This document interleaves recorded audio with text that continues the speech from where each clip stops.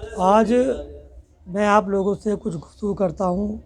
अपनी गुफ्तगू शुरू करने से पहले आप सबको पहले मेरा सलाम, अस्सलाम वालेकुम। आज जिस तरह से हमारे भारत में किसान आंदोलन उगर हुआ है, मैं उन किसानों को बधाई देता हूँ और उनकी हौसले को सलाम करता हूँ। उनके इस जज्बे को देख कर के आज ये महसूस हो रहा है कि हमें फिर दोबारा आज़ादी की लड़ाई लड़ना पड़ेगी। मैं आप लोगों से ये बात कहना चाहता हूँ कि किसान जो आंदोलन कर रहे हैं, ये अपने लिए नहीं बल्कि हम सब के लिए कर रहे हैं। ये किसान आंदोलन पूरे देश को बचाने के लिए किया जा रहा है। इसलिए मैं आपसे कहना चाहता हूँ कि आप सब किसानों का साथ दीजिए। मैं उन लोगों के लिए भी कहना चाहता हूँ कि जो मॉल में, शोरूम में और दुकानों पर महज 9 बजे से लेकर के और रात 8 बजे तक जो ड्यूटी करते हैं, 11 घंटे, 10 घंटे, 12 घंटे की जो ड्यूटी करते हैं, उनकी अगर तनख्वाह की बात की जाए तो 5,000 से उनकी तनख्वाह शुरू होती है और 10,000 पे उनकी तनख्वाह ख़त्म हो जाती है।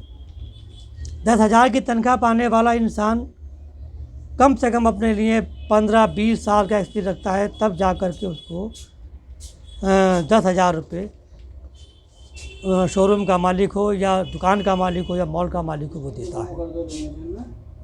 अब इस कंडीशन में अब आप से मैं ये सवाल करना चाहता हूँ कि वो 6,000 रुपये की नौकरी करने वाला, 10,000 रुपये की नौकरी करने वाला अपने परिवार को कैसे पालेगा, किस तरीके से पालेगा?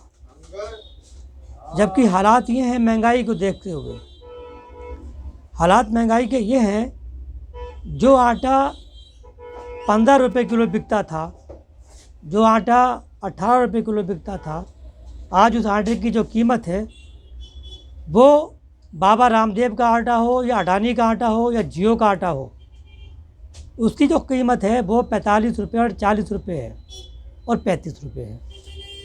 और जो हम किसान से उठा करके जो हम ख़रीद के जो हम बेचते हैं आटा, उसकी कीमत जो मार्केट में है वो 24 रुपये है।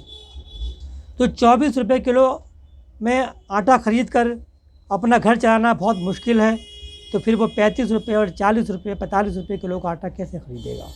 पहली बात। दूसरी बात यह है कि अभी अडानी, अंबानी, मुकेश, बाबा रामदेव, इनके हाथों में मंडियां हमने नहीं दी हैं। सोचो अगर जितनी मंडियां इनके हाथों में चली गईं, इनकी निजी संपत्ति बन गई मंडियां, किसान इनके गुलाम बन गए, किसान इनकी ग़ुलामी की जंजीरों में जकड़ गए, तो उस दिन आप ये महसूस करना होगा, आपको समझना होगा उस दिन के लिए कि आटा कम से कम 100 रुपये किलो होगा।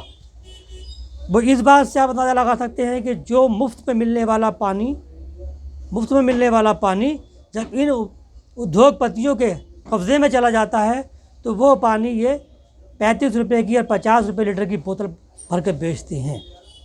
तो मुफ्त वाले पानी को जब ये 50 रुपये में बेच सकते हैं, जब ये 50 पैसे किलो में बिकने वाले नमक को जब ये 50 रुपये किलो में बेच सकते हैं, जिसकी कीमत 50 पैसे किलो है, और उस 50 पैसे किलो का जो नमक है वो इनके यहाँ टाटा के यहाँ पहुँचने के बाद वो 50 रुपये किलो हो जाता है। तो अब आप मुझे बताइए कि आदमी कैसे नमक ख़रीदेगा, कैसे आटा ख़रीदेगा? जो सरसों का तेल 70 रुपये किलो बिकता था, आज उसकी कंडीशन ये है कि वो 150 रुपये किलो बिक गया है। मैं समझता हूँ कि जिस दिन जब ये मंडी के कब्ज़े में पहुँच जाएंगी, तो मैं उस दिन समझता हूँ कि कम से कम सरसों का तेल जो होगा वो कम से कम 300-350 रुपये किलो से भी ऊपर होगा। जैसे आज हम देसी घी खाते हैं ना, एक लगा करके खाली देख करके सूंघते हैं कि देसी घी खा रहे हैं ना, इसी तरह से हमें फिर जो है सिर्फ हांडी में सरसों का तेल डाला नहीं जाएगा, बल्कि बूंद टपकाई जाएगी कि देखो थोड़ी खुशबू आ गई है भाई। ये हालात हो गए हमारे देश के। तो वो हालात जब हो जाएंगे कि जब हम सरसों का तेल एक बूंद बूंद करके टपकाएंगे, जैसे पोलियो ड्रॉप बच्चे के मुंह में पिलाई जाती है, इस तरह से एक बूंद तेल की, सरसों के तेल की हांडी में पड़ी हुआ करेगी। कि साहब खुशबू तो नहीं आती है, लेकिन दिल को सब्र हो गया कि हमने इसमें सरसों का तेल मिलाया है। दूसरी चीज़, जब अडानी अंबानी के कब्ज़े में आया लाल किला, जब डालमिया के कब्ज़े में आया, तो जिसका टिकट महज 20 रुपये 15 रुपये हुआ करता था, आज उसका 300 रुपये का टिकट है, 250 का टिकट है।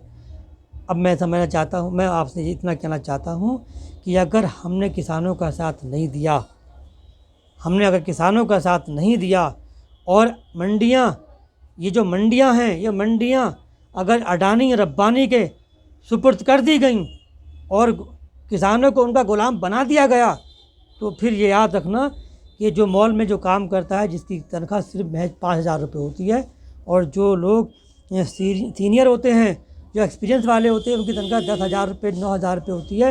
वो 9,000 10,000 रुपये वाला इंसान जब सड़क पे, फिर वो मॉल में नहीं जाएगा, फिर वो मॉल में काम नहीं करेगा, फिर वो दुकानों में काम नहीं करेगा, फिर वो शोरूम में काम नहीं करेगा, क्योंकि वहाँ से उसका गुजारा नहीं होगा।